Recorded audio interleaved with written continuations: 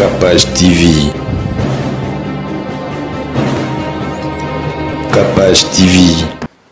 Aujourd'hui, je tenais à vous communiquer que Nazo Bimisa projet Moko, un projet très important dans ma carrière, un projet album. Et je tenais à faire ça ici à Kinshasa parce que tout l'esprit de l'album et ça vraiment ma inspiration, on a tout en chaque jour dans la vie courante. Donc c'est pour vous annoncer les titres et la date de sortie. Peut-être que vous avez déjà prêt pour nous dire ah tu as na ba direct, tu as peine ba oh ba ozwa biloko ba ti après na YouTube. Mais voilà pour faire court comme l'album de Tomatisa Fichawa Mortel 06.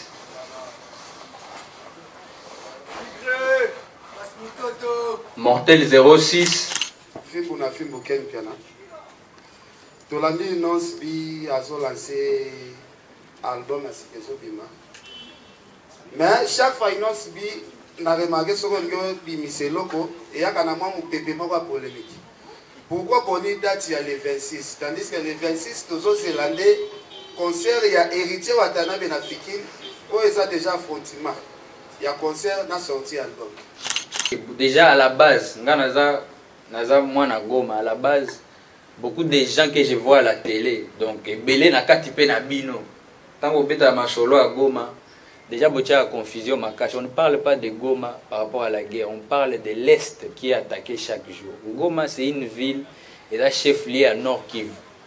Ba guerre wana oboyoka bazo boma batu ezande na Nord Kivu ezana city au fait ezana Est en gros. Mais Moutouma ote alobaki na Goma chaque jour guerre ezalaka. Goma c'est une ville où les gens vivent normalement.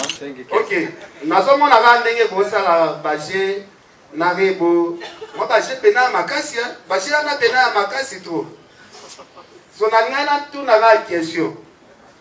Rekwango azalaka na zemi ya solo ou bien azalaka badesi nde bosalaka parce que tu dis que moi si ko azana zemi, ezana certaines ba moi moko boy moi ça comme ça ka.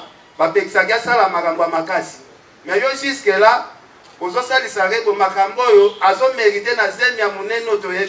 donc voilà, à Goma il n'y a pas de guerre. Na normal, à Goma il n'y a pas de guerre. Donc ça dépend de la façon dont vous communiquez en concert, ma prestation, j'ai joué mes chansons. Je ne vois pas la raison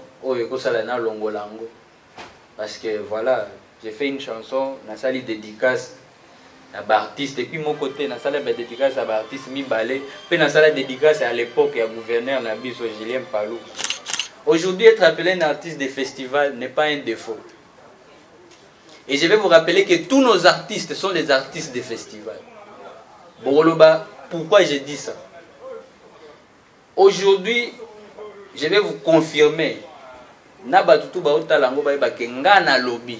O bobenga za artiste à festival à lobby. C'est de la simple jalousie. Festival ndenge nini boza média.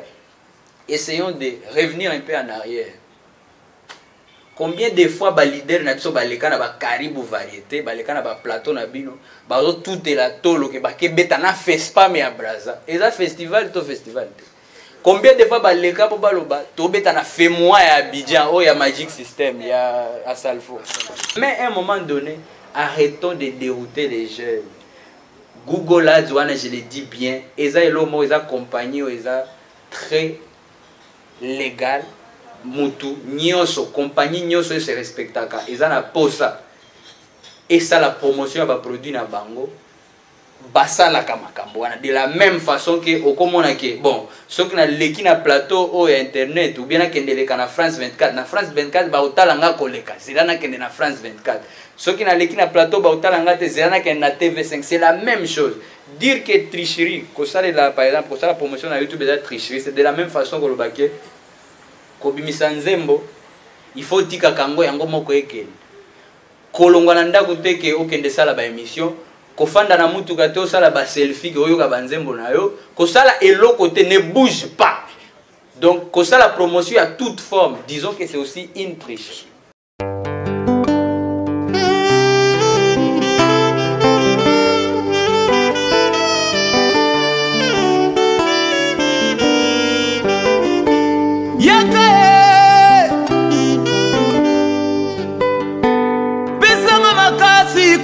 malamu o Yesu belela belela belela kombona Yesu belela belela belela kombona Yesu pisanga makasi ya Yesu ewo balobi ya sika eye God! God! Come here! yes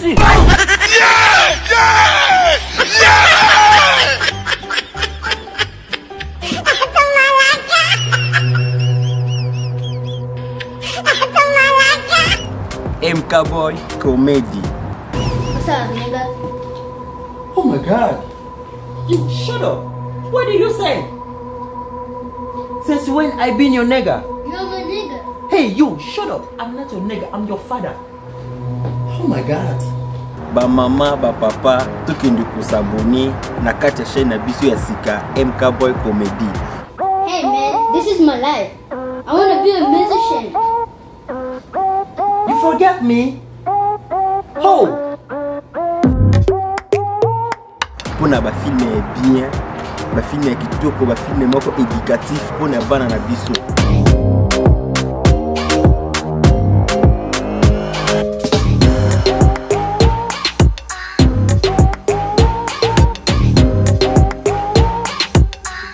Ba film oyo tolinga kotala pa ba Nigérien, tolomeli bino ngo.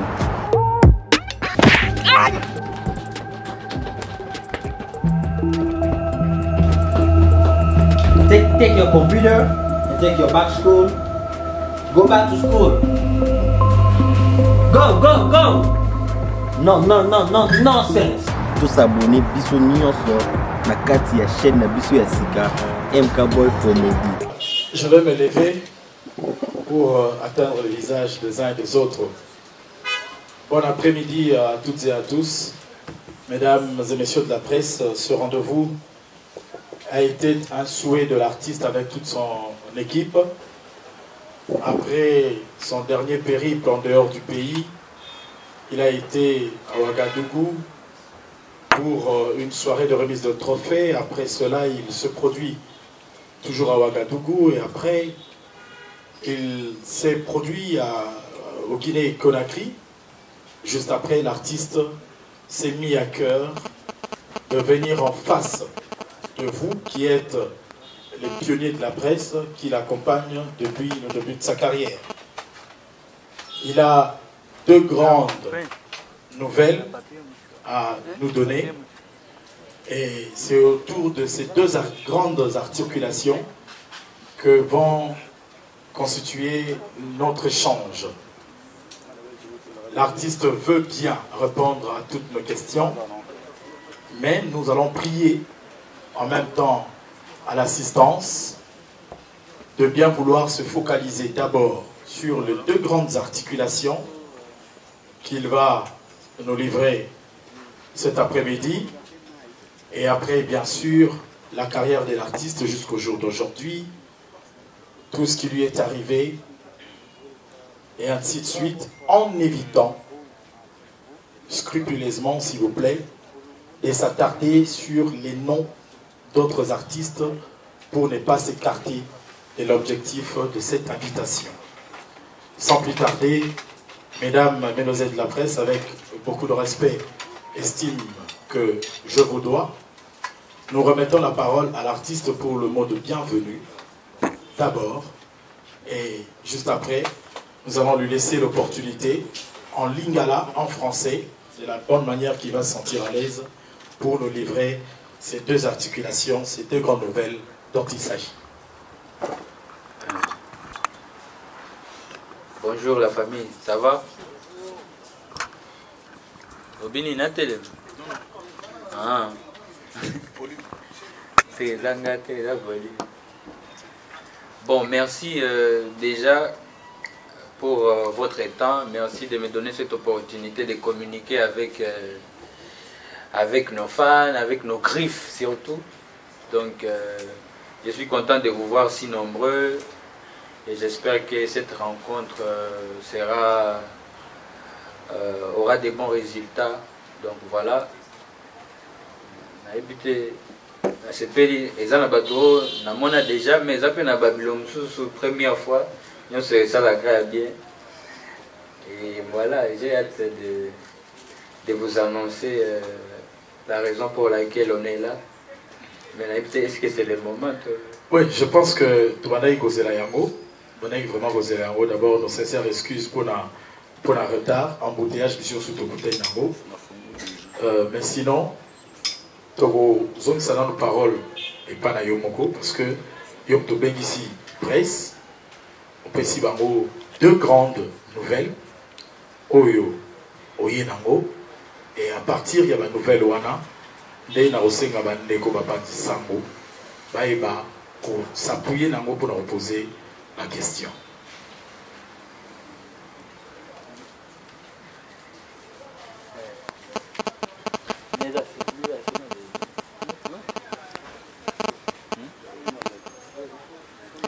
Bon, voilà, on va pas tarder. Je vois déjà comme on s'était convenu, il fallait tout bandana à 15 h et on s'excuse pour le retard de quelques minutes. Aujourd'hui, je tenais à vous communiquer que Nazo Bimisa projet Moko, un projet très important dans ma carrière, un projet album.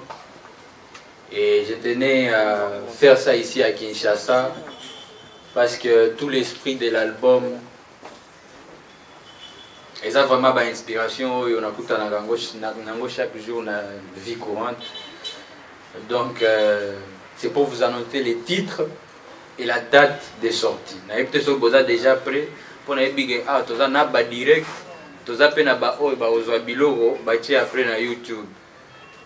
Mais voilà pour faire court comme l'album de Tomatissa affiche Mortel 06.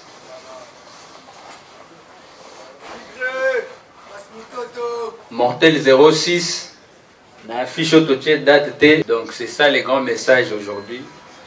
Mortel 06. Rendez-vous le 26 décembre.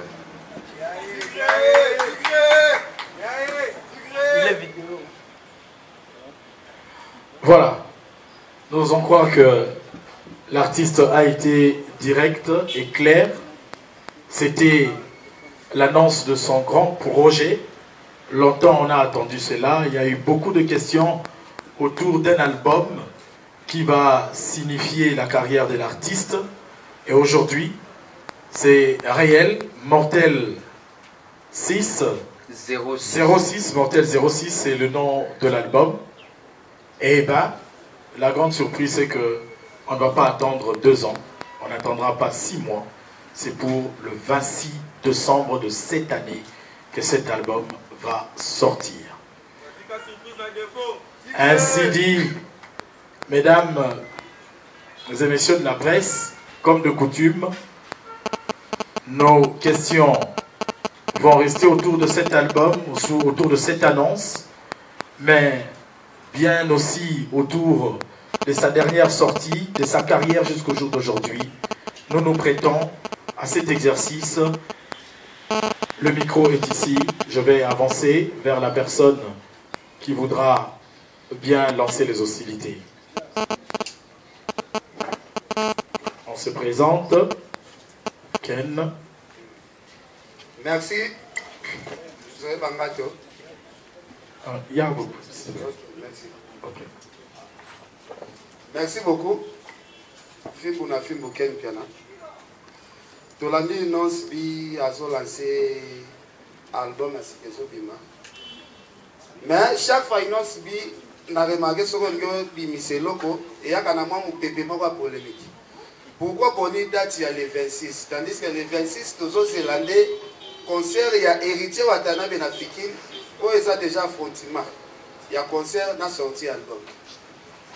Deuxième question ezali. Biso a eza plutôt pas le direct. Deuxième question ezali. Inonce bi oza ressortissa ya Goma.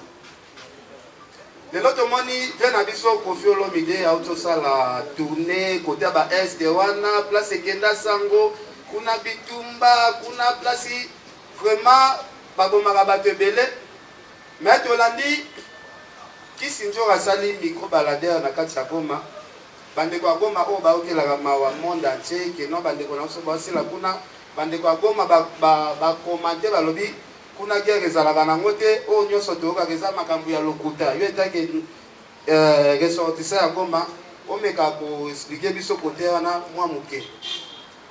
Troisième question ezali pardon excusez ngai Inosibi aza artiste ya monene oyo s'exprimaka très bien en anglais surtout ce qu'on a accent vraiment à Inosibi vraiment anglais américain na bimisaka ce qui natali anglais anglophone ya Angleterre yebena kendati na anglais américain mais côté la musique ya monde lelo est dominé par des artistes anglophones et là on dit les gens à Inosibi ça la featuring na ba artiste au pena baza pena au sommet pena ya musique ya monde parce que ba artiste baza au sommet ya musique ya monde des artistes balobaka anglais.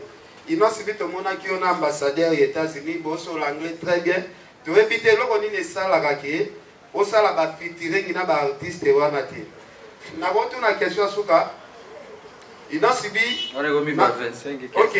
N'a pas mon argent n'engagé pour ça la bâcher, n'arribo. Moi bâcher pena makasi, bâcher na pena makasi trop. Son angana tout n'a pas question. Rebongo azalaka na zemi ya solo. Ou bien ça la baptême n'est pas ça parce que tu dis que moi si va à na zemi et ça na certaines ba moi moko boy moi ça comme ça ba pexaga ça la makambo makasi mais yo jusque là ozo sali sare bo makambo yo azo mériter na zemi ya monene to yebité mais ka ko expliquer biso. Merci beaucoup. Merci. Bon, je pense que nous donnons l'opportunité à l'artiste de répondre à ces 4 questions. Juste après, tu reçois 3 questions. Mais on va éviter, s'il vous plaît, d'avoir 3 questions personnellement. À la rigueur, 2 questions, s'il vous plaît. Comme Thomas dit, un peu en retard, nous n'allons pas nous éterniser ici. Merci, la parole à l'artiste. Merci pour... Bon, on répondre, on se rappeler. Bon, la première question, c'était par rapport à la date. La date de la sortie d'un album, je pense, n'a rien à voir avec un événement ou un concert. Vérité Watanabe, c'est un grand frère que je respecte beaucoup et que j'aime beaucoup. Et je ne pense pas aussi que quand moi j'essaie de faire mes activités, mes actualités, et ça a un rapport à la polémique. Naloba toujours, bato bazwa polémique. Et ça bato bayo kakango na ndenge na bango parce que quand on fait normalement on est un artiste, on est aussi une entreprise à part. Quand je fais mes histoires, j'ai toute une équipe. Je ne pense pas que Nasala Kango on a léser bateau parce que ça demande beaucoup d'énergie pour ça la makamboka pour na bateau. Déjà pour la sortie de mon album, je pense que comme vous le savez, moi j'ai toujours l'habitude de ne pas annoncer des choses et où mais la makasi pour me dire ça la paix accident qui a tiki pe album. Donc na lingaka ceux qui na annoncé loko to si la nambala moko parce que ezaka musique album eza dit la drogue te pour où mais ça tiba to pe babanda ko bossa na titre pesa. Donc je suppose que le 26 décembre ezaka na ba jour à ba fête. Et ça n'a rien à voir vraiment avec les concerts de mon grand frère Wata. Je pense que Koutousoi Nazanakin, qui sait, je peux même aussi faire un tour là-bas, si je ne me trompe pas. Mais ça n'a rien à voir avec ça. Deuxième question, ressortissant à Goma Balobi, Kounawa Boumarabatouté, selon une vidéo de Kisidjora qui avec Koffi. Bon. Dans ma cambo ya communication par rapport à la situation à Est, je pense que ça tout dépend de comment on communique ça à Kinshasa. Je pense que déjà à la base, moi na Goma, à la base, beaucoup de gens que je vois à la télé, donc Belé na katipé na bino. Tant qu'on bête à ma solo à Goma, déjà beaucoup de confusion ma cache. On ne parle pas de Goma par rapport à la guerre, on parle de l'Est qui est attaqué chaque jour. Goma c'est une ville et là chef-lieu à Nord Kivu. baguerre wana oboyoka bazoboma bato eza nde na Nord Kivu, eza na Sud Kivu, au fait eza na Est en gros. Mais mutu moko te alobaki na Goma chaque jour guerre ezalaka. Goma c'est une ville où les gens vivent normalement. Ce qui boyi que eloko menace moko ya ba rebelle comme type pembeni ya Goma, c'est là même qu'il y a encore ba médias et panique makas parce que Goma c'est une ville où même ba expatriés, ba tu ya minene ba utaka na bamboka minene. Normalement ba yebi que ils ne peuvent pas aller na ba zone à guerre. Ba yaka pe na Goma, dokuta na pe na ba Goma. Boyebi bao bayebi histoire na ngai ebele ya bato ya danger na États-Unis. Na yebana na bango avant na ya na ki parce que c'est des personnalités qui viennent souvent visiter Goma ba Ben Affleck ko boyoka ke tokutana to saba makambo mususu ba star mususu ba basket mbala liboso tokutana na Serge Ibaka. J'étais pas à Kinshasa, c'était à Goma. Donc Goma, quand on parle de la guerre à l'est du pays, c'est pas à Goma. Goma eza kaka ville oyo tango pe ba problème eza ba quelques réfugiés ba kozala misusu ba kimakande ba Goma. Donc voilà, à Goma il y a pas de guerre. Na normal à Goma il y a pas de guerre. Donc ça dépend ya façon bozo communiquer les en haut. Mais moi je pense que on a aussi toujours besoin et à commenter toujours par rapport à la situation sécuritaire parce que sur solution ils ont amité pas si on a ils a pembeni ya ba voisins ou bazana ba intérieur ya province chef lié à Nango Goma pe et subir yango. Et puis l'autre question c'était quoi? Anglophone, tu parles bien anglais. Mon ambassadeur Amérique. Pourquoi est-ce que ça va futurer là grand wana musicien anglais? Je pense, j'ai toujours l'habitude de dire que nga ba projet nanga nalinga toujours ba annoncer à la moins que ba action. Donc j'ai déjà commencé à collaborer depuis longtemps avec des artistes anglophones. Ça dépendait à bateau. Façon de jouer la artiste. Nous ici, quand par exemple on ne connaît pas beaucoup des artistes, donc quand ça ah bah danger te. Ce que tu dis bah combo ya kala wana te, tu bah te bah tu asika pe bah koma. Donc tu quand ça que ah ce que tu dis bah combo wana te à États-Unis c'est que bango te. Tu dis que bah star asika pe bah génération pe bah koma. Bah ouais bah kala wana c'est vrai tu yeba bango mais bah misusu pe bah koma. Du coup tout dépend, je pense, de la compréhension de chacun. Moi, j'ai commencé, déjà, c'est bien de le signaler. J'ai ce côté-là, un peu anglophone, pour effectivement, un peu place carrière, nanga et banda, et là, influence à travailler à Con et tout ça. Donc, j'ai appris, j'ai eu le temps d'apprendre. Bané, belé, bello, et les cas, toujours, pembeni, il y a des artistes à minen, et j'ai appris beaucoup de choses. Donc, pour moi, ça, c'est pas un problème. Pour na ba Afrique pembeni na biso ape bangophone baza tina ba Zambie bangophone baza bon mona ba concert ya ba artiste na biso ba ke ba Zambie français te ba langue autre ebite faut que moi English ekota. Donc ça dépend vraiment chaque fois de la compréhension à mutu na mutu par rapport à la question ya Rebo. Je pense que c'est notre vie privée na loba toujours façon ba bino besoin la makambo nde ekenda à moi gauche. Déjà, j'ai pas l'habitude d'y avoir la base sur des choses vraiment, il y a bandenge wana oboyebi. Du coup, j'ai toujours l'impression que parler très souvent il y a makamboana et puis ça binoka ba élément, il y a incompréhension lisous au lieu aider binoko comprendre. Yango ngana ko s'attarder wana te eza vie privée nang yanga na yaye. Poto ipe toboti mwana akozala mwana na yote, aotika la mwana na. Donc voilà, c'était la dernière. C'était la dernière, merci. Alors on va prendre une série de 3 questions. On va commencer par Kaki Akewa, Toto Weekend et une dame, Makangina. Kaki. Pour le cameraman. Venez s'il vous plaît pour le cameraman s'il vous plaît.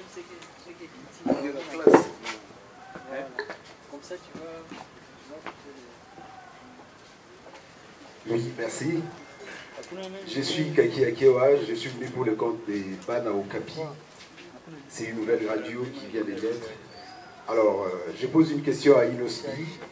Mortel 06, ça fait peur par rapport à la mort. Mortel, c'est le nom de l'album, bien sûr, oui. Mais il y a eu plus dans le passé. Est-ce que Inospi, tu considères plus comme un album aussi? Tu considères d'autres chansons sorties, les singles, les différents singles comme étant des albums ou c'est Mortel 06 qui est le tout premier album de Inospi depuis sa carrière? Voilà la petite question. Merci. Toto Weekend.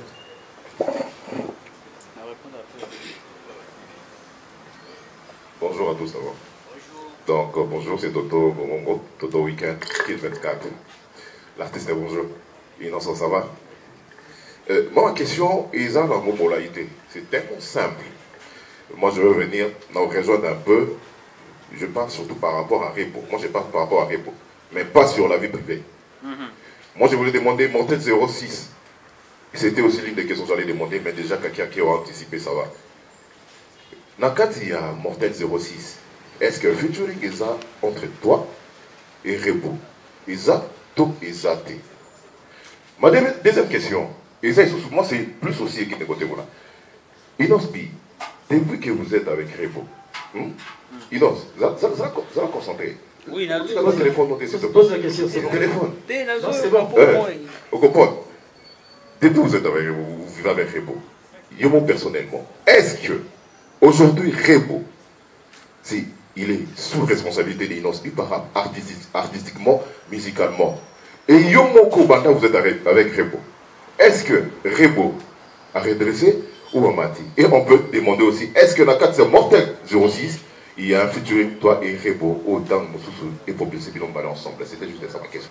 Merci. On va commencer avec la question de Kaki Akewa. Mortel 06, le titre fait peur. Le titre fait peur.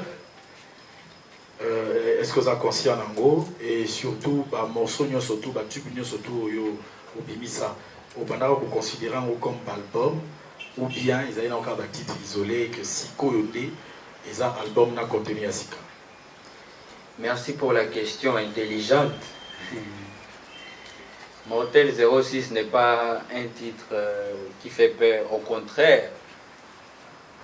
Les en a sens, il y a qui mortalité, il y a beaucoup de mortel parce que l'album est mortel. C'est un album vraiment qui est très lourd. Je pense qu'ensemble avec mon équipe, nous avons fait un très très bon travail que vous allez découvrir les 26. Et en tout cas, j'ai trop hâte de voir les réactions. Par rapport à l'album, parce que pour répondre aussi à d'autres questions, directement, c'est mon premier album officiel.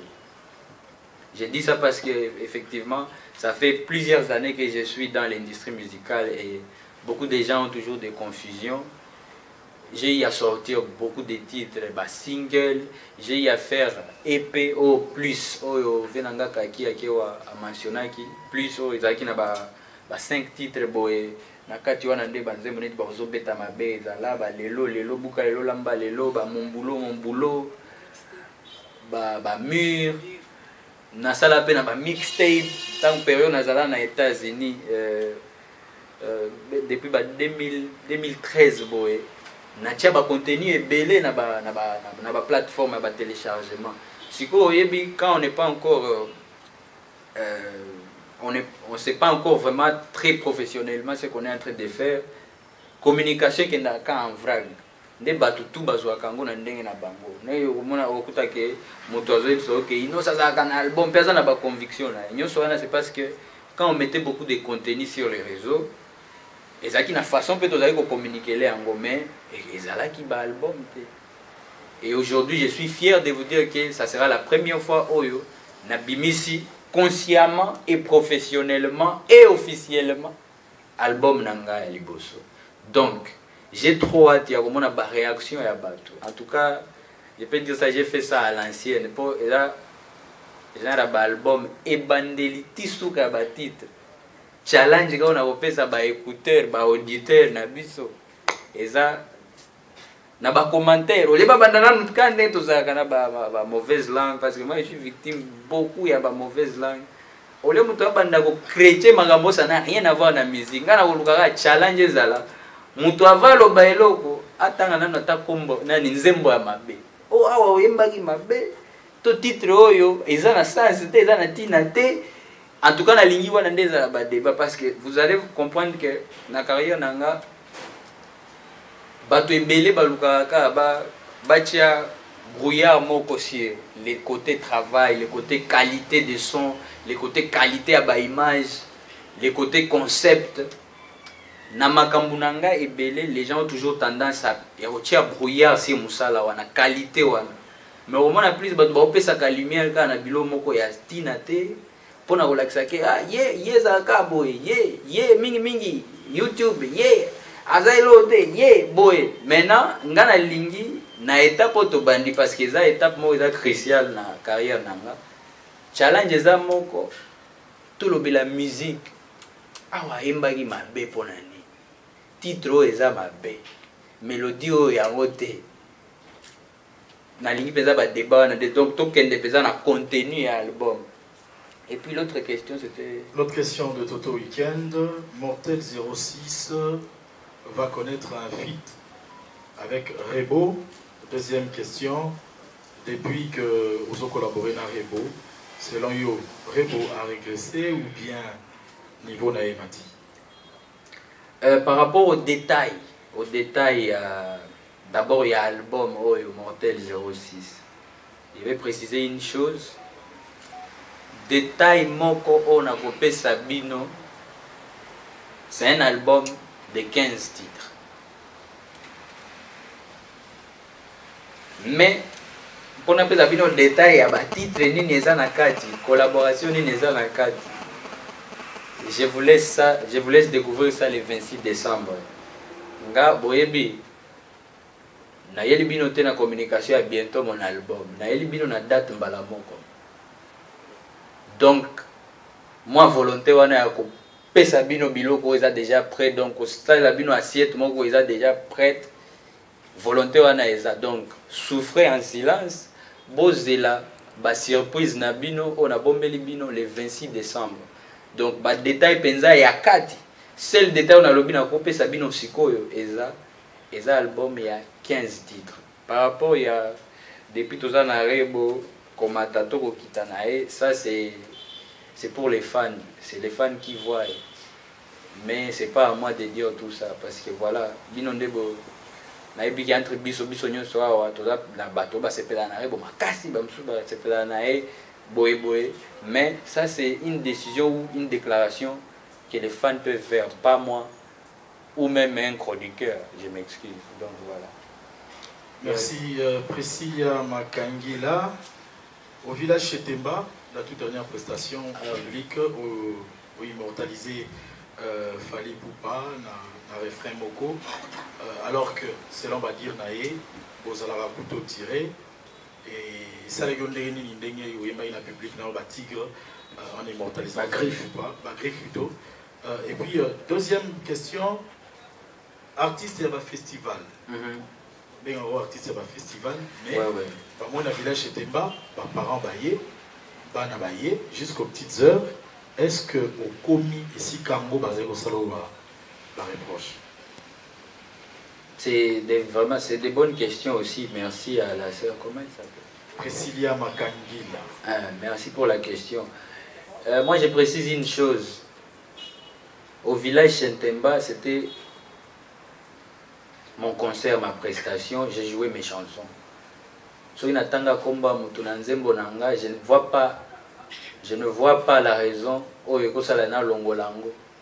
parce que voilà, j'ai fait une chanson, na sali dédicace à l'artiste, depuis mon côté, na sali dédicace à l'artiste mi balé, puis na sali dédicace à l'époque il y a gouverneur Nabiso Julien Palou.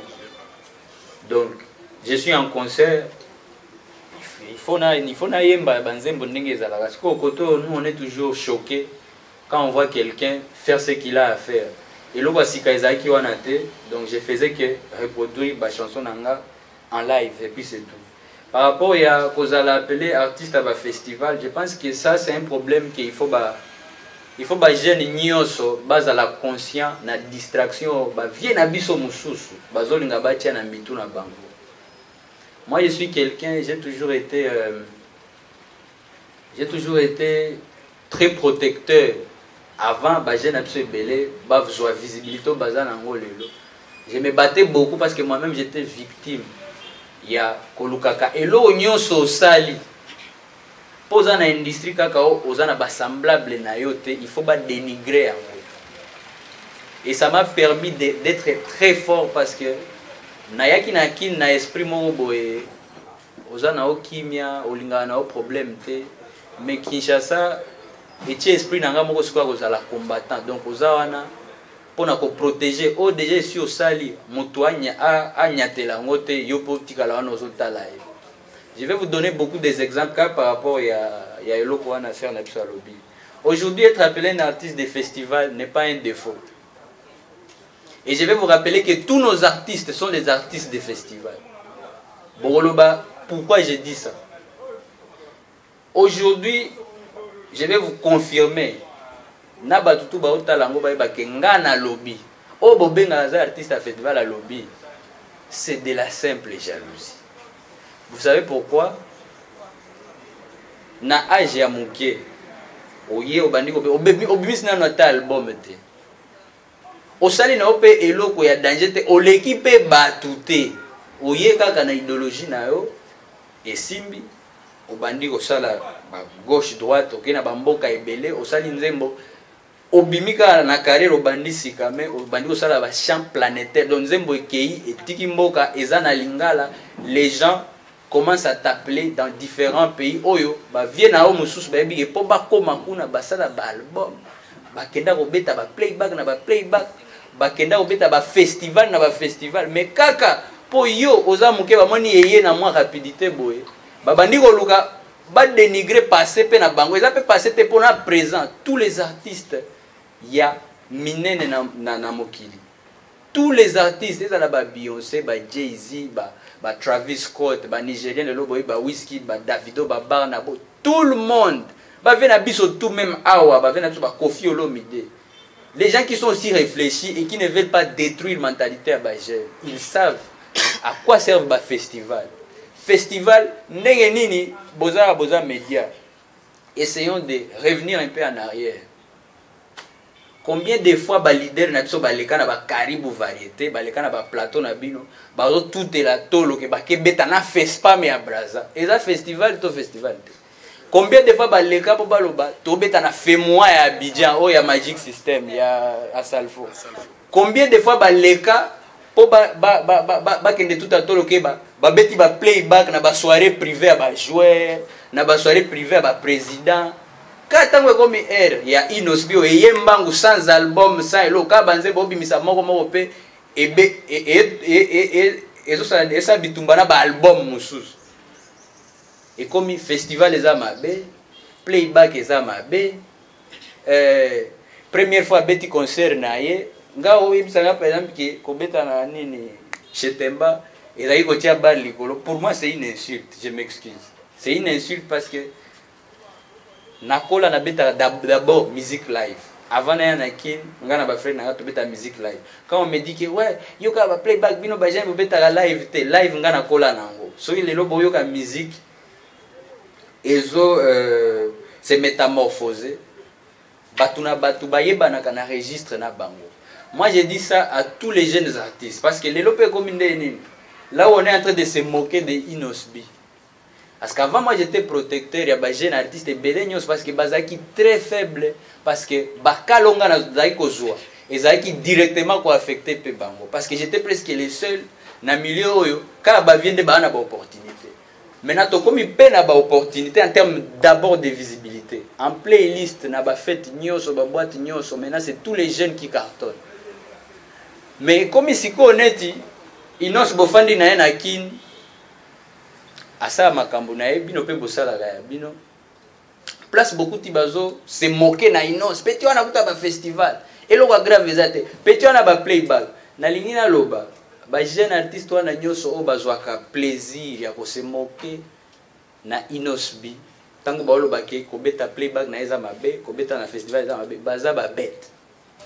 Oui, mais pourquoi? Parce que on est en train de vous dérouter vous tous. Que bosala elorote ezana ba viem so ba ebike nzela o mwana o yozwa de place biso tout to to leka wana pe tozo continuer ko leka siko poto troubler bano nyonso batika la bakizengi il faut to dérouter bango que festival eza mabe playback eza mabe. Et pourtant ils sont conscients que Wizkid, sans même danseuse, attend d'ici 20 000 places, 3 nuits à Hollande. Na ba UK, ba osalango na ba bar na boy partout na Europe. Biso to we la ga Paris, ba msu bo betango partout na États-Unis ti. Biso ga France. Sikoyo ba jeune wana tout oyo ba mona ke opportunité ko s'écaper petit wana yango wana. En tout cas, je m'excuse mais c'est la pire bêtise parce que je vais vous dire une chose, il n'y a pas une seule chose oyo jeune artiste ya Congo akosala ongana salaka ekitisae. Il n'y a pas une seule chose au jeune artiste, vous retenir en gros bien présent. Une seule chose au jeune artiste au azana moins visibilité na kina o akolanda ke inosa sala ki boso ngape na sali boye e okitisanga jamais. Bazo bengo na respect nyonso okende beta na ba festival ya minene o na muta o dérouter bino ke ezaka mabe. Arivaka ba festival wana ba Afro Nation wana place ba anglophone baza yo pe oza o mona ba artiste o yebi ya États-Unis bazo beta avant yo beta bazo respecter yo batu na mboka kuna ba o discuter de te na ndimite ke petit wana ba uchena listo awa eza niveau na ete ba vie wana pe o ba derutaka bango pe ba arriva ba opportunité wana.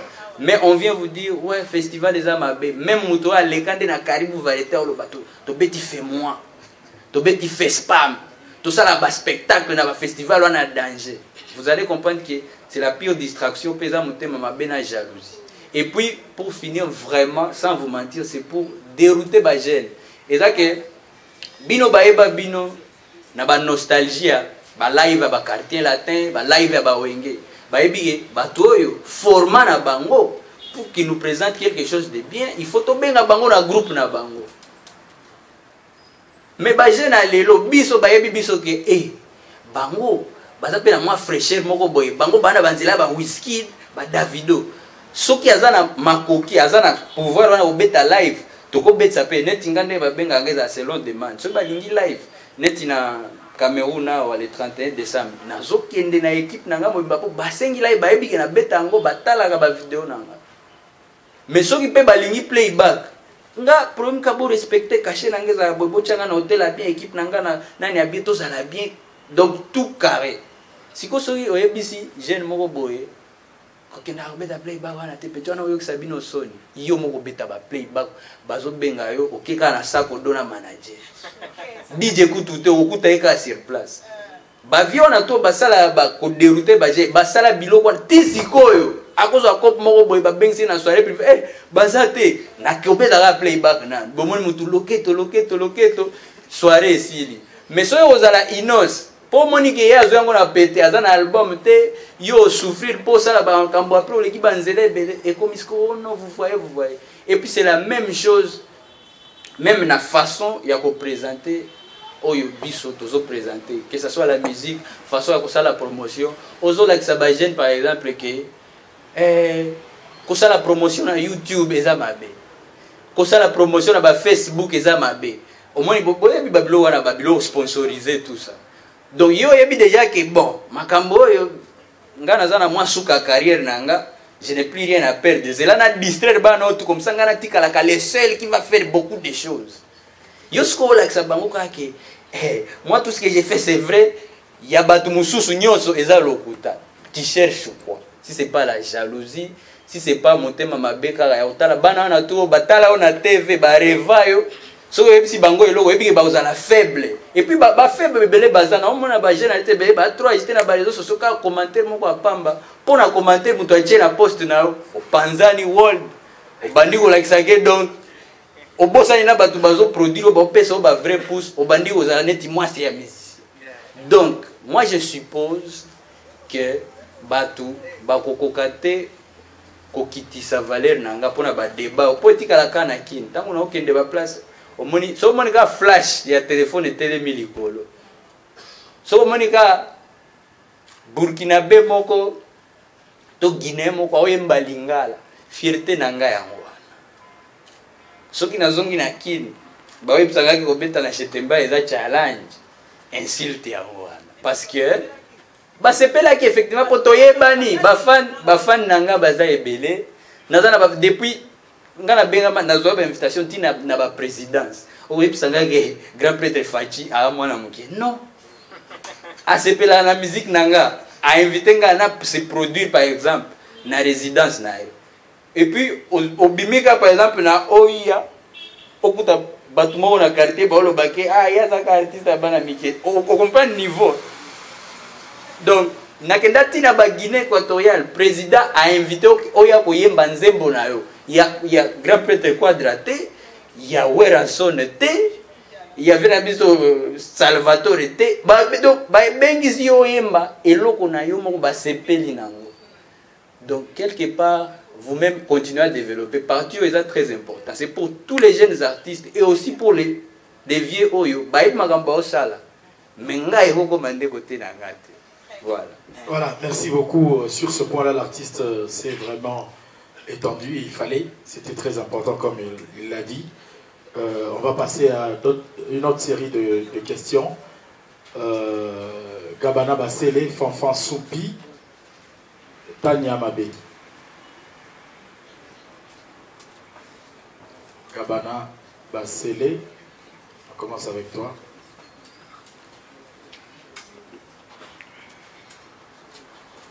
Explication de bord Mortel 06. Mortel 06, nalobi boye. Mortel 06 c'est un titre à Kobangi sa terre. Bon, c'est vrai na Koyoka, et ça Kobangi ça, mais n'ayez pas peur. 06 c'est ça. 06 c'est ça en rouge. 06 c'est ça code nanga. Wana. Té, nalobi 06 c'est ça code nanga. Donc Mortel, c'est juste que l'album est vraiment mortel. Oh, c'est l'album à liboso ya Tigre. Donc bon, même angoté na makamba léger. Mais Bobanga pété en même temps. Moi j'ai seulement hâte de voir vos réactions le 26 décembre. Parce que voilà, ça sera notre première expérience. L'année de Koutani na Masi, Mbalasi, Jura Sika. Jura Liboso. Jura Liboso. Donc aux amours, Bilumba est timide. Na makamba ba album. Na makamba makambo. Déjà toyeba na makasi, toyebi na mani ba ken pia na bazawa. Première fois na mona ken pia la mais yebe donc depuis à lobela makambo là. Mais toyeba ni pe na ba mususu awa. Donc au fait, jour na siko, je veux qu'on commence une nouvelle aventure. To lobela na ebige net par exemple na lobeli ken pia pour na ebige bino baza mi makambo. Ouais, et là boy polémique tambala moko. OK. Tondimi. Mais na ligito que desiko na ndenge ke o la première fois na bimisa album bo sala effort quand même beaucoup bisa ba abonné na bino ba vie na bino o toyebi bo sala pe challenge bo sala ba débat ko ya qualité ya musala na pour c'est trop facile ya kolobela polémique. Je pense que c'est pour ça que belé na kat na bino kutu je pense que petit à petit bazo disparaître parce que polémique tango comme il peut belé bobo sani kolobela misala qualité à misala c'est trop facile mutwa à mon 06 à balusango comme 666 c'est trop facile au sala album au jet date balobi et ça bon à jour boy mutwa lobi na na elote donc polémique ponanga na monaka et ça trop facile pour vous de développer pourtant souvent c'est pas le cas. Si on a challenge nanga ezala na bino bato ya polémique na bato ya série na bato ya ndenge nyonso challenge eza les 26 albums et bim tout ça la ba débat qualité ya musala clip o eza mabeto eza bien nzembo ba parole ba mélodie ba concept kuna ndenga na lingi siko tokende na lingi penza la aventure ya sika. Et une autre question c'était quoi? Voilà, œuvre nini ba wana okanisa yo na Une question de Gabana. Merci pour la question aussi. Je suis un artiste. Je suis un jeune artiste. Makambia dans 50 ans, c'est un peu trop dur. On y a développé ce dans 50 ans, pour retenir. À part que je suis sûr qu'au moins bato ba uzala la période dans ndenge biso lelo to beta masolo ba vena biso ba wendo koloso ba koyeba que un jour jeune moko aya ala kinwa te auti ba goma na ba swahili na ye ayekoli lingala abandi ko sala pe ba tube na lingala o etengama asali ba succès na ye a danger sans album pe aya na style na ye au Afrique pe valida Afro Congo jusque là c'est ça et puis ba ko retenir pe que c'était aussi un jeune avec un grand cœur azala na fondation na ye asala boye boye pour na batu en dehors ya makambo ya musique jusque là parce que tout ce qu'on doit retenir de quelqu'un eza ba biloko azo sala. Je ne veux pas vous donner des espoirs ya makambo nanu na salite que batu ba retenir que na sala boye na zwa micro boye na balusi yango ekomi avion te batu ba ko retenir on na okoko sala si c'est dans 50 ans ou dans 100 ans celui qui a marqué époque nae les gens vont retenir ça. Je pense que c'est une question aussi qui a sa réponse déjà à elle-même. Effectivement. Fanfan Soupi, je pense que le titre détaille aussi aujourd'hui, l'album est tellement mortel qu'il faut attendre l'album 06. C'est le code de l'artiste, il est en rouge, habillé en rouge, il ne faut pas poser trop de questions déjà. Et...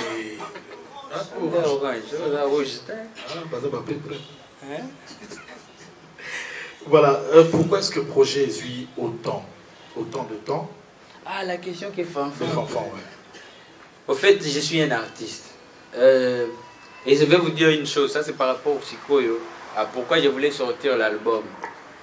Normalement, Boye Binga, c'est rare, moto asala ba makambo na etan ebele boy, asala pe ba succès na etan ebele boy, sans album na mboka na biso toyebani. Boye bi bien genga pour sa album ezalite. Pour sa album ezalite. Mais ba griffe nde ba lobby. Et si to sali presque ebele penza ya ebele avec nos singles o batutu bayebi to betaka moko eke world to betaka moko eke world siko ba griffe nde ba exiger après observation na biso na équipe que voilà Tigre ça la biso ba griffe album. Donc ça c'est vraiment un album sur demande. Yangonga, j'ai trop hâte et puis je suis très à l'aise parce que nazana ba challenge wana te que oh album ko simba te to album o sa boité album po nanga esimbi déjà en avance parce que les albums oyo batu bazo zelango nde basenga kike na sala yango. Et comme je suis un artiste, c'est question de faire le choix et de se concentrer, de méditer juste un peu parce que musala banzembo ya bien ba clip a kitoko. Eza musala o na salaka depuis Boye Binga, je ne pense pas que yango na lobby boko edenga na ba étape ozo ya carrière nanga et 2 mois au fait à parler plus de mon contenu que na ba polémique parce que ba polémique encore une fois c'est trop facile. Tout le monde peut se réveiller un matin à créer na ba page abandi aponika musicien moko netinga abandi au fingae matin midi pourquoi. Tout le monde peut faire ça. Naba toto fandaka na bango ako créer na fond compte afinga kao chaque jour oye barateza na. Donc ponanga polémique est trop facile. Mais tout ça là effort c'est quand on bando lobela ba contenu. Artiste c'est vrai to yeba déjà oyo. To yeba sala ka boy mais banzembo na e qualité à son nango, ba arrangement nango. Jizo wana o atangaka. Est-ce que qualité à son oyo na qualité ya bason toyo kaka est-ce que ça va ba texte na e akomaki yango ndenge nini ba mélodie oyo utaki wapi ba inspiration utaki. Donc parlons du contenu, ça va beaucoup nous aider à nous tous parce qu'après ngaka nde nakoma otikala na image yo linga polémique te soki mutu asali eloko ya bien menacer batu bozalaka trop bozo protéger bango soki bomoni ke okuti par exemple na avenir okuti fuma kwazo beta papa na o mabe makasi ozokisa papa okuti e osala motema pasi yo po olingaka obunda yango nde nakoma na impression wana po okutaka nga yo linga polémique batu babanda polémique na kini na Congo awa ezanga te mais beaucoup même ça comme tout charge moko juste parce que vous n'avez pas la volonté de développer par rapport à son contenu a imbara nini a proposer nini a sala ka ba clip a kitoko boy to l'exa ngo to chaka brouillard yeso ka ba dossier ça les ans de to bimisa kombo na e. Moi aussi je suis fatigué de ça un moment pour ba kalaté pe no comme parent respect ko exiger que Tant qu'on a bimi boy sorti médiatique, qu'on me parle de mon contenu. Quand on boyamba ba vieux, on dit jour na yambi vieux, il faut na la ta veste. Jour na yambi ba petit wana polo déjà c'est suffisant. Té, ngana lingi soko yambi non c'est déjà les rois des apparents respecter de la même façon respectera ba vieux na mususu. Po to suka te na ba ideka ya polémique eza ya mutute. Polémique est trop facile. Mutuka koloba awa ndenge vieux wilika embe atelemi wana nde papimbo matelemi kuna basola gate et pourtant tango bakotaki peut-être ba melaki nano avant bakota ba beti masolo nde bakoti. Donc polémique est trop facile. Mutoko mona ga Charlie Prince atelemi wana ndenge apusani boete peut-être pas ebige banani bakeni pia na pe basali awa. Donc polémique est trop facile. C'est dans vos têtes en fait. Et ça, c'est pas la charge de Inos. Biso charge n'a besoin de couper sa musique. Musique n'a pas clip. Donc voilà. Voilà, merci beaucoup. Je crois qu'on va clôturer avec la série, avec cette série, en répondant à la question de Tania. Mortel 06, 15 titres aujourd'hui. Est-ce que Rosanna va reprise? Il y a un morceau ou bien 15 titres pendant Yarokoka et puis la style ligne. Est-ce qu'ils ont Afro-Congo, Afro-Congo, Rumba Ezali ou pas? Et après un album, on a accompagné les musiciens. Les musiciens, on a tout le monde live.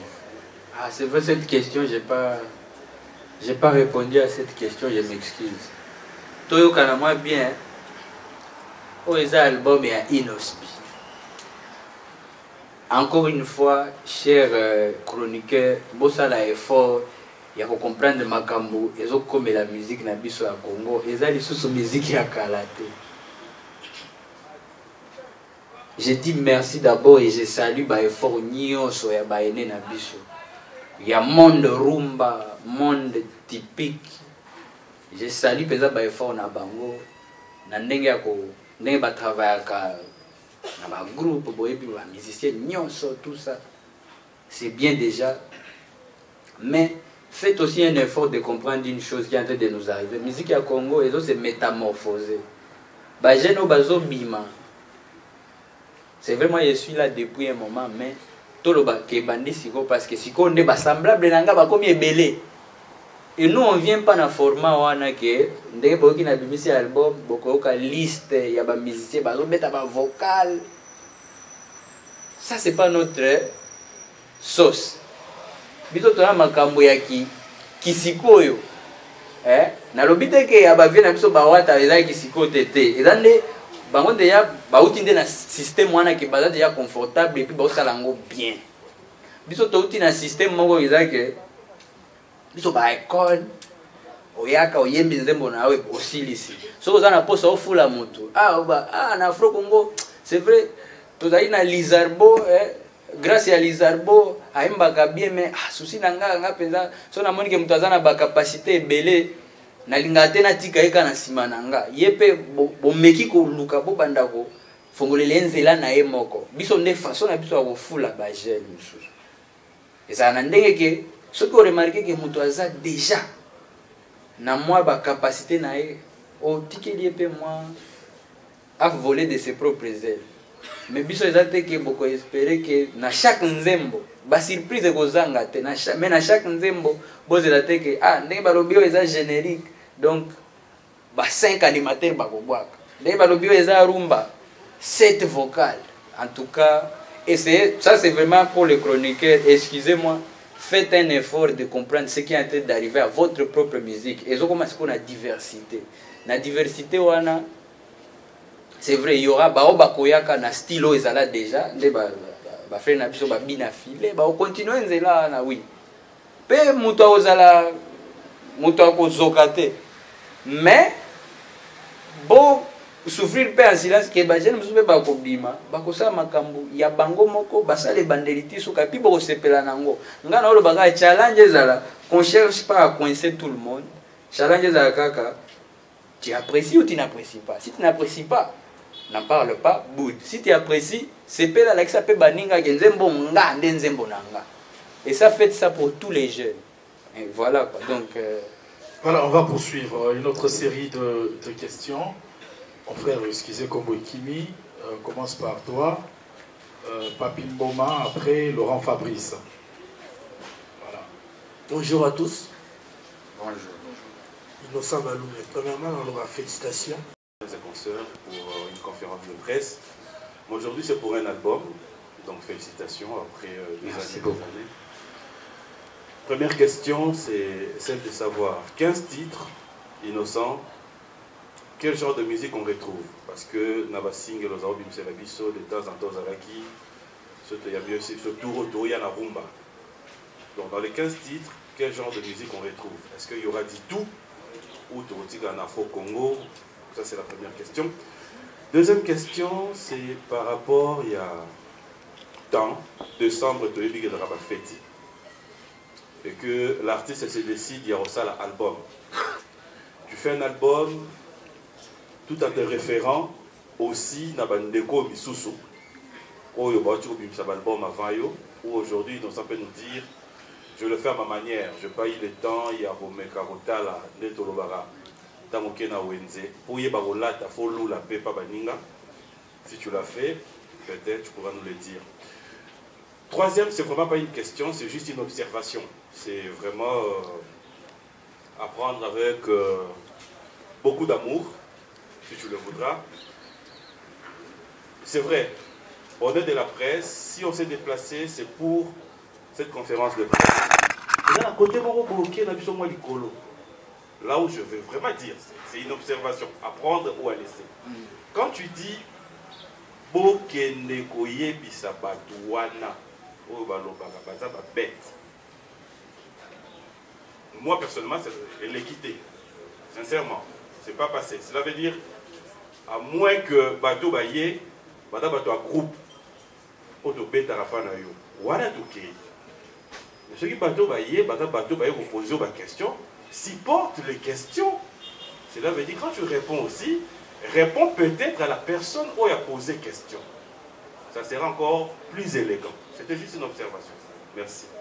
Merci. Laurent Fabrice. Bon, tu auras des problèmes à R, invitation à une R. Et ton bon ça qui avait Bima. Aussi. Très rapidement, il y a d'abord Valdi, hein, tout qui est dans ordre. Valdi qui a parlé d'abord, vous a félicité par rapport, il a pris Koundé. Et selon yo, approche na yo, na ko raflé ba trophée, ba prix et belé, est-ce que c'est important dans la vie artiste, dans la carrière artiste. Et puis, osa parmi bateau, baza très suivi, baza na ba vue et belé. Est-ce que vous utilisez Google Ads, esa bien, Hades, voilà. Est-ce que esa bien ou bien esa tricherie? J'y réponds. Oui. Merci d'abord pour toutes les questions. Et si vous pouvez tout ça, tout ça bien. Est-ce qu'on peut revenir dans l'attention Awa, parce que tout ça en plein de conférence, s'il vous plaît. Merci à Aïcha Okoko de signer sa présence. Merci. On t'a vu. L'artiste va répondre. Donc voilà. La question c'était importance, il y a pris la carrière et artiste. Félicitations pour la prix Koundé. Merci pour la félicitation. Au fait, ça a toujours été bien.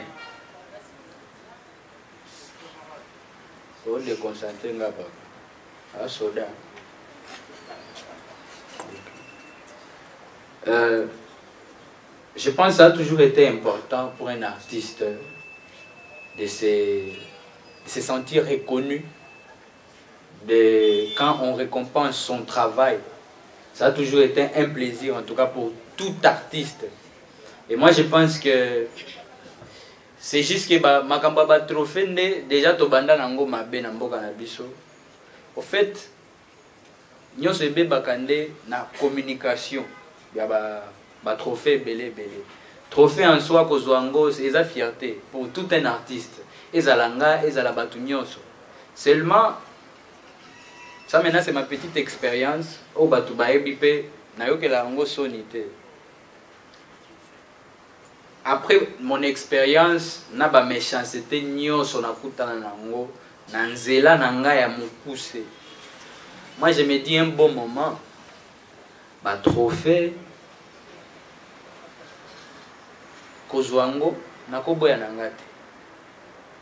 Mais je ne dis pas aussi ou je ne montre pas que but nanga na luka na sala banzembo ya kitoko ba clip ya kitoko et ça la pe ba succès ya kitoko pour finalité nango ezala trophée parce que trophée eza récompense ya musala oyo esalemi.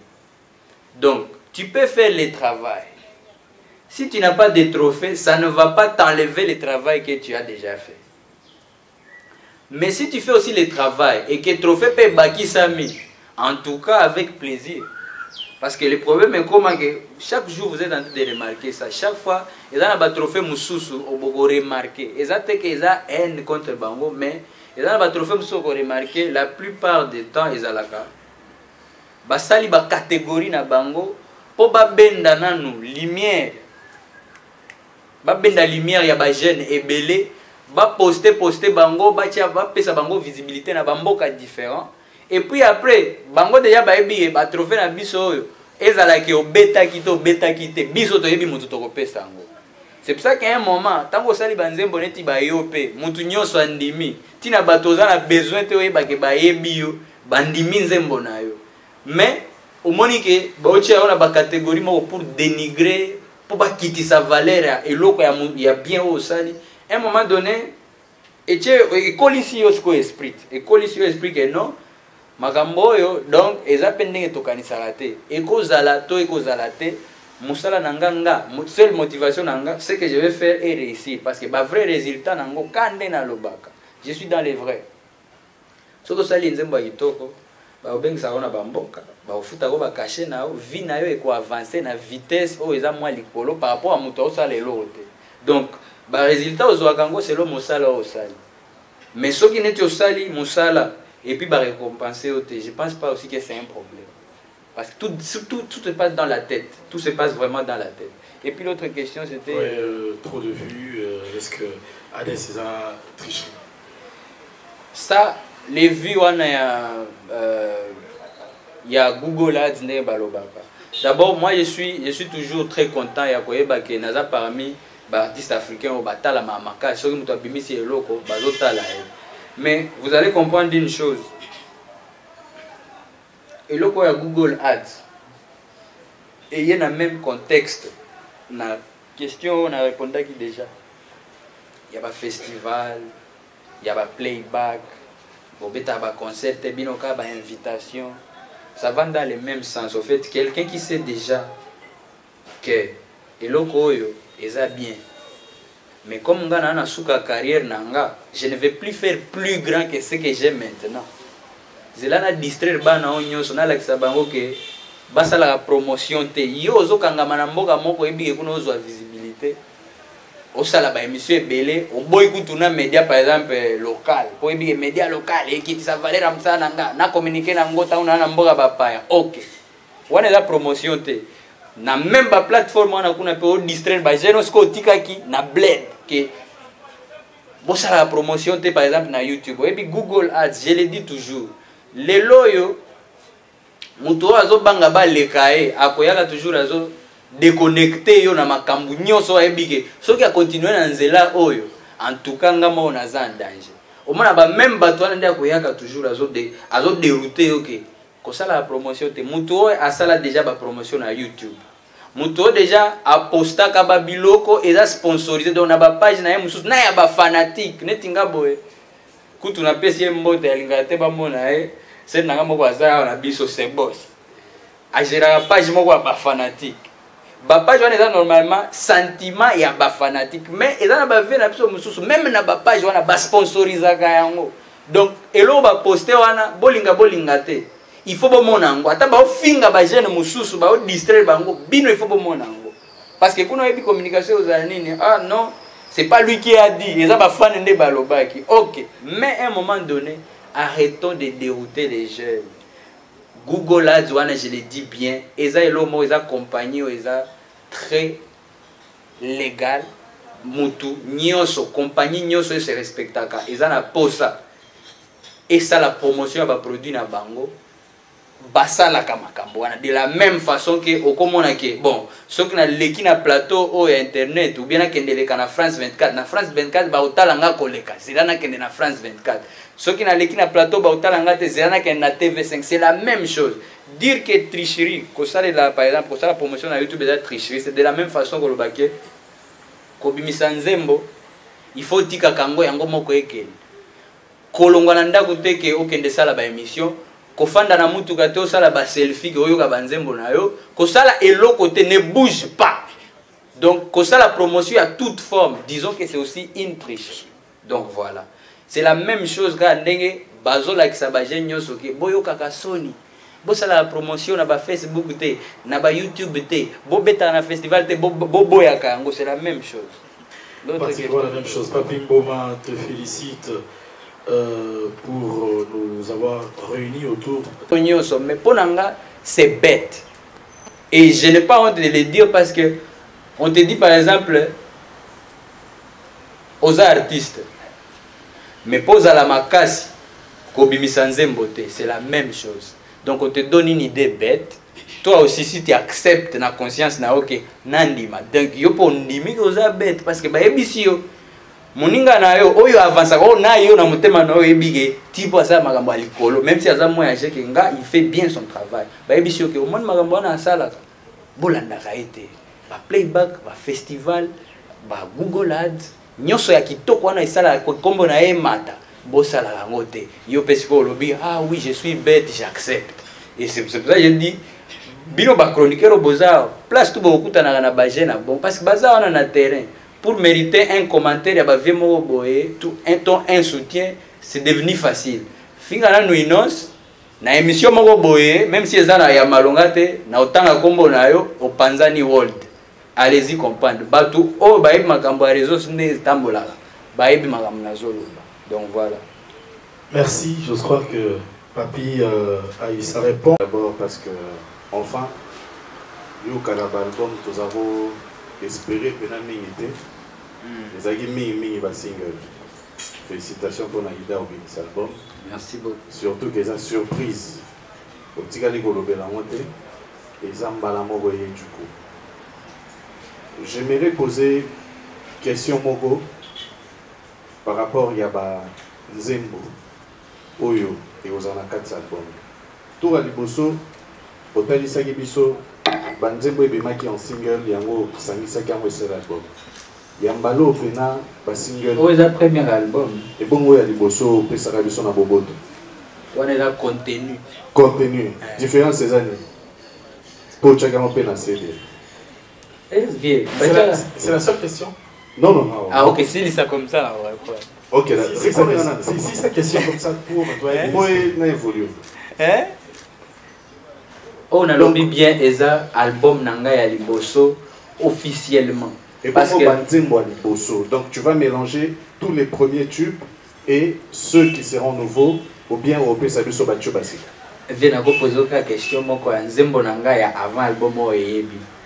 Na yebi ça soki ezaki na. Le bateau béni balwa que force ya innocent et ulta pel mingi la famille na ye. Tout le monde a un geste, il y a mes parents, tout le monde a fait ma poste dans les réseaux sociaux, qui biso photo réflecteur un peu, ma famille na biso. Est-ce que la 4 album et vous avez un pour moi ou vous avez éducatif par rapport à mes parents na babo? Et puis deuxième question dans Ezali. Première question dans Ezali, observation ça là par rapport à ma succès à Badou. Par rapport à ma famille na bango, Ezala ndenge morote, il y a un seigneur que poste ya bongo Ezala. Et puis deuxième question, Ezali poste ya que bisonné tous abo, ils sont à moni capage. Il faut pas sentir maintenant que famille na épée, ils ont respiré comme capage n'enga de respirer. Voilà. Et puis deuxième question Ezali, tous au monde au fur et à mesure que Innocent bi a évolué, style vestimentaire na épée, ils ont qu'elle le père parce que oh là t'as trop cher. Car la tonne bara beaucoup mais il y a constat la salle. Merci. Voilà, constat la salle que Innocent bi a mis paix ça rappelle mingi na ilamba. Ezali aux autres bas styliste déjà pas congolais. Eza idéologie basta normalement. Aux autres styliste aux autres si qu'on a styliste à zo coacher Toyo moko pe olinga que moi sauce wana ezala ou bien en comprenant que la musique peut faut moi élégance ezala. Merci des questions dans la claire. OK, Okoko derrière vous.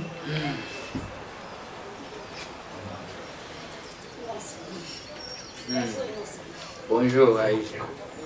Merci Marie. Inosbi Navandi Nayoki, je me présente d'abord, je suis Aïcha Okoko. Inosbi moi na liboso quand maman a ken accouchement azoe ba ken bota moi na liboso maman nyonso azaka na fière ebele azaka na ba stratégie ba kombo ezaka mwa mingi to mona maman plus ngai ya na kombo pour maman za na émotion wana que moi na liboso na bota après 9 mois il y a une bi ezali mortel 06 kombo toni na matoi eza pele toni na sepe nango nini nakia matoi ngati kombo ya album eza toni na matoi na zeli bien na za ko penza maele ko na bien merci beaucoup ngali solo za ka lisolo le 26 ponga na mama likambo to vandela eza le 26 le 26 wana eza ndenge nini to vanda rana bandako to zela to robenga biso to la na balabala to inospi akovanda ka atindi kango stratégie wana mwana liboso le 26 wana eza na ndenge nini.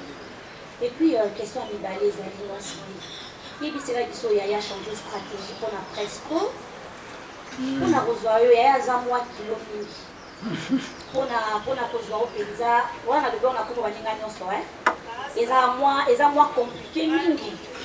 Et puis natuni ya misato nayebi te soki faire egola mpe bowana mwa complicité na kati ya album l'album offert à Yembité, et ça qui sont là, nous pour Aza, il y a mis la émission, attendre toujours une osbi. On a bien l'anga, les padres. On a tout, ce qui peut faire et go là.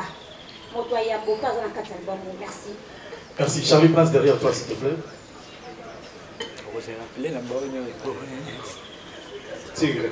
Pendant la question, Charlie. Il y a bien Charlie. Té, Bisso.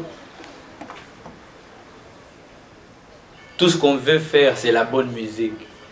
Et qu'on proposer bino contenu à bien au bino pe na côté na bino bon tinde lango grand public. Donc nous on n'a pas de problème.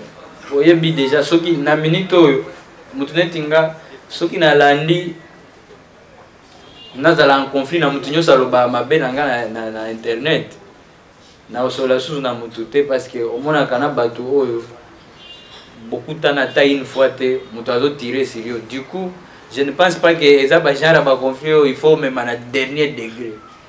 Du coup, moi je voulais simplement communiquer sur la sortie de mon album, mon premier album, Mortel 06, le 26 décembre. Nazalika na posa to sangana, presse, na respect nyoso, to kutana to beta masolo ango. Donc, Eza elo mo wa ubangi sa tepe, à part ça, naza tigre elo wa ubanga Eza te.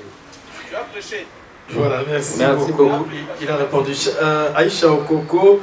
C'est quoi la stratégie du 26 décembre Ezanini, album Eroya la modèle Nini, et puis accusé à ça l'observation, l'accusation à ça l'observation, comment va publier, qui va appuyer, va dire qu'aux tigre les a passés. Bon, la stratégie, il n'y a pas grand chose. Hein. Et ça rendez-vous dans la musique, et ça rendez-vous dans Inosbi, et ça rendez-vous dans la musique, il y a Inosbi. Normalement, quand on parle du 26 décembre, le 26 décembre, bandé dans minuit, il y a le 26 décembre. Je ne pense pas qu'il faut appeler ça bateau rendez-vous, minuit, tout quelque part. Mais, le 26 décembre, dans minuit, musique, il y a Inosbi, qui est disponible. Et je pense même qu'avant ça, tous s'organiser dans l'équipe, sauf que tous planning, il faut même prévendre pesa là quand on a une plateforme. Par rapport même à cette question, on a profiter de la senga batunyoso. Spotify, plateforme à mon nene ya koyoka musique et comme il peut disponible dans mboka na biso. R yango yo batuba banda déjà ko s'abonner na page ya Inosbi à Spotify. Parce que le 26 on a rendez-vous de la musique nanga. C'est vrai que après sortie nango, ba programme sous ekoya, ba soirée ba présentation ekoya. Pourquoi pas des concerts aussi à présentation et album. On a déjà après bino nyonso koyoka bonne musique wana o beaucoup apprécier mutu na ba réaction na. Donc le 26, on a rendez-vous avec les contenus de Inosbi. Donc, tenez-vous prêts. Spotify est en comme à Congo. Moi, je ne peux pas me plaindre parce qu'en on a bimisika à Denzembo. Non, même, Banzembo peut simbi. Donc, j'attends maintenant que Batouba ne explose dans une page de Spotify parce que Spotify est comme disponible. Et puis, et tous ceux qui sont ailleurs, na Bamboka Misusu, Bobazan a accès à Apple Music, partout dans iTunes. En tout cas, tenez-vous prêts le 26, Magambo Bandi. Ferrigola dans l'album. J'ai bien dit, c'est le détail on a repéré ça, et ça, le 26, et ça dans 2 semaines et demie. Ok. Beaucoup de gens sur les jours là, mais les albums il y a 15 titres. En tout cas, surprise on va découvrir le kuna. Mutuna mutango soki et okuta na mbetu na ba écouter. Abandi ko ka chant après nga kutuna osenga. Po nga na yebi banzembo la. Nga na osenga kaka. Vous allez m'excuser peut-être après sorti nango. Na ozana force wana te ko yebisa bino s'il vous plaît allez réécouter l'album. Nga siko na zo yebisa bino nde. Quand l'album va sortir, allez écouter. Écoutez. Oh ya ko réécouter. Et vous allez la charge à Moutounio soit apprécié. Et moi, si vous donnez seulement le temps, écoute à Liboso, je suis sûr que après vous allez vous régaler. Vous comme album Nabino à chaque jour, pourquoi pas les meilleurs albums il y a 2021 et 2022 en même temps. Voilà, Cynthia Kapachi a fait allusion à la force. Il y a Inosbi où ils ont attiré la famille. Est-ce que chanson éducative et Zanakati il y a album nayo et puis style vestimentaire nayo évolué. Est-ce que vous engagez styliste? Toza ba Congolais tolata la kitoko.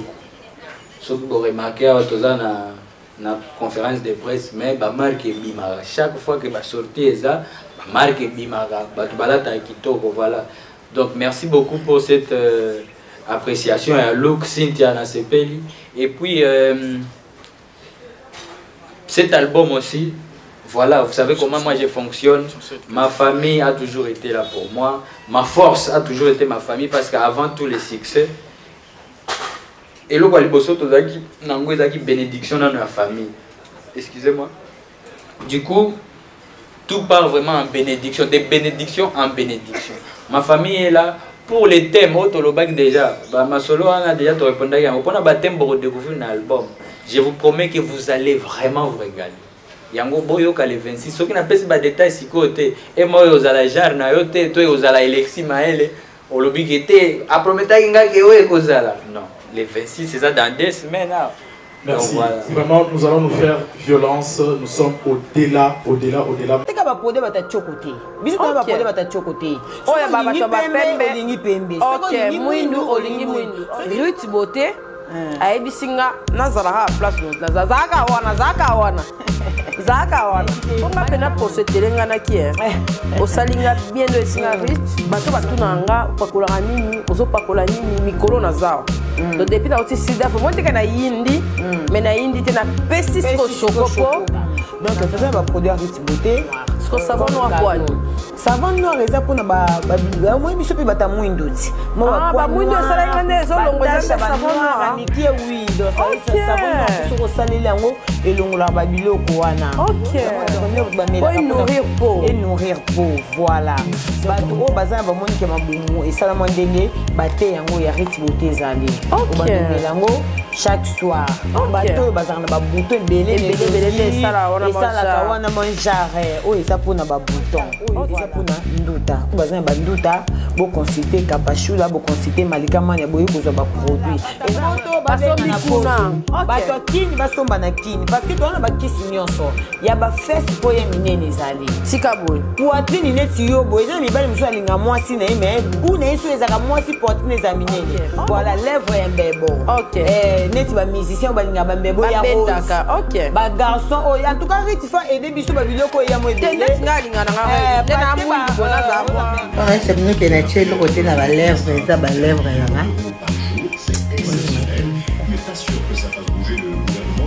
Bon, les papiers.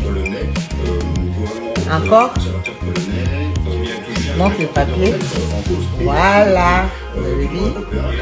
Beauté. Denise à Rose parce que même ba jeune ebele ba quartier oh ba kuma benda ba bemba ozo nikoti ya Pepsoda eziki si yo mbebo longolo ba potentiali ba pota oyo longolo erosize kisote oyo eza okopakolango na ba fesse na yo na ba katikati na biso ya ba fesse neti soko sokoli ndeti ba journée mobile ba intimité ba fille ya ba poitrine ya minene makasi na bozwa aba tozali na ngobo benga poitrine o mobali na wa mesa na solo njoto na o solo nini oyo zo mesantia mobali c'est ça solo nini il faut te na katikati ba nini moni ba lèvre na biso assez otia ngobo ne likolo na ngo wana c'est un inconvénient exact parce que c'est naturel surtout qu'on a bolingo pour ma fille ebele balinga bolingo ba fille ebele oh mon arrêt mon bali remorquage na moi mon rasta ko kaka ba mon côté il faut oh ça ko ka deux fois c'est quand tout papa yo ka ko goûter c'est ça ba produit ya Riti Beauté yango et tout ça nango déjà na marché oh ya na besoin nango contacter Kapachula ou contacter Josman ya Malika pour recevoir ba produit ba numéro na bisoka ba o ba ebi ba numéro na biso mais tu retiens le numéro ya Riti Mam Barniva Gélier.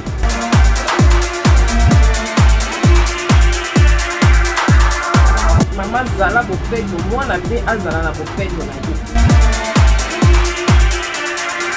Touro eza 2021, ba âge mignon sur la mam lié. Ba basket, ba sondage de 0 à 10. Comme ça on a le mbangu boya. Ah on a mam mignon sur ezali.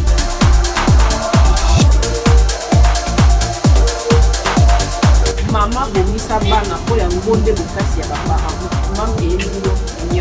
Chez Mam, pour une tenue tendance de saison qui donnera le temps à votre habillement, vous cherchez des costumes, chemises, pantalons, chaussures, des baskets, robes, sacs et autres accessoires de qualité, pas cher pour toute la famille. Découvrez notre collection.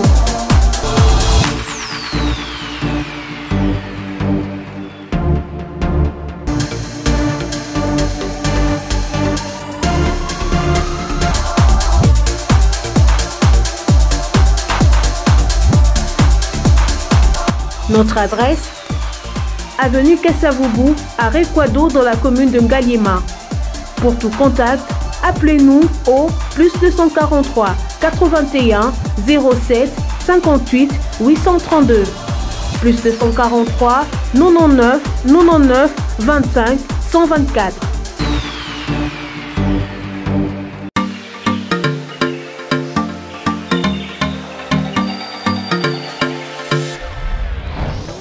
Papa, oredezo yango.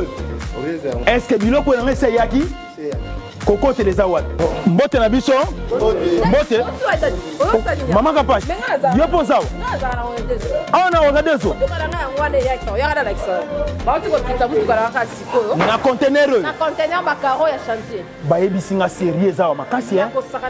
Eza pe na agence ya mbongo. Soko tindeli mutu mbongo pona kozwa yango eza facile. Kobosa na te oredezo eza pe na flat hotel. Bino batu bovanda kalibana mboka polala na ba condition kitoko. Notre restaurant vous propose une exquise cuisine qui fait le bonheur de gourmands. C'est aussi une boutique de vêtements sur mesure au prix du prêt-à-porter. Livraison à domicile. Nandaku na yo. Baye kotike la yo. Bino moko boyoki. Soki omonike na famille bozalaka na batama bebi loke bunga pamba. Hein? Awa livraison à domicile ezali. Bakozwa bake kotike la yo tina porte ndaku. Oredezo soki oyaka te kongwe ngake kufa. Nous disposons également d'un service de sécurité pour toutes vos manifestations et un service de location de véhicules. Ozana poto pona kotinda biloko tela ba adresse yango wana na ba numéro de téléphone contactez Oredezo okozwa biloko na yo nengo tindi. Retrouvez-nous à Kinshasa au numéro A8 de l'avenue d'Ibaya, quartier Matongé dans la commune de Kalamou, derrière la maison de la Bible, et au numéro 44 de l'avenue Baoumbu dans la commune de Matete. En Angola, martyr de Kifwangondo vers l'aéroport international de l'Angola.